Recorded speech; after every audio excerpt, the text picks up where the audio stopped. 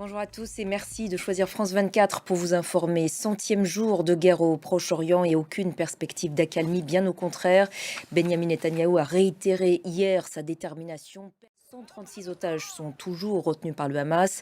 Pour leurs familles et leurs proches, l'attente et l'incertitude sont insupportables. La mobilisation pour exiger leur libération se poursuit. Loïc Chalav. Et la guerre s'est étendue à d'autres fronts dans la région avec une intensité toutefois moindre. Les attaques des rebelles houthis se poursuivent en mer Rouge. La frontière israélo-libanaise est également le théâtre de violences quotidiennes. Je vous le disais également en titre, au lendemain de l'élection de Lai Ching-te, plus connu sous le nom de William Lai à la tête de Taïwan, les déclarations hostiles voire menaçantes de la Chine se multiplient. Si William Lai est pro-souveraineté et représente à ce titre un adversaire aux yeux de Pékin, sa victoire n'a toutefois pas été éclatante et son parti a perdu la majorité absolue à l'Assemblée, ce qui pourrait modérer ses prises de position.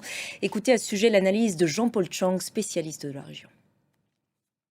Direction maintenant le Midwest américain, toujours soumis à une tempête de neige et à des températures glaciales, ce qui pourrait perturber le bon déroulé du premier caucus républicain demain dans l'Iowa. Coup d'envoi de l'année électorale aux États-Unis.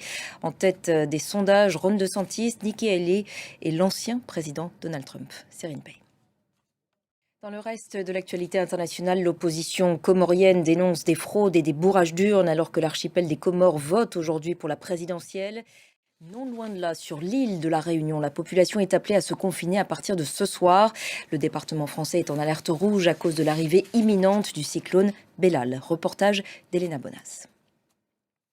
Voilà, et donc déclenchement de l'alerte rouge cyclonique à compter de 20h, heure locale, 17h, heure de Paris. Deuxième journée de la CAN ce dimanche, la Coupe d'Afrique des Nations en Côte d'Ivoire. Le pays a d'ailleurs réussi hier son entrée dans la compétition en dominant la Guinée-Bissau 2-0. Aujourd'hui, 3 matchs à l'affiche. Le premier est d'ailleurs en cours et voit s'affronter le Nigeria et la Guinée équatoriale. L'annonce de son abdication avait pris de court les Danois lors de ses vœux du Nouvel An. La reine Margrethe II a officiellement cédé sa place aujourd'hui à son fils. Et pour finir, ces images impressionnantes d'une éruption volcanique en Islande, au sud-ouest de Reykjavik. D'importantes coulées de lave ont été observées. Et c'est la fin de cette édition. Merci à vous tous de l'avoir suivi. L'actualité continue sur notre antenne. Restez avec nous.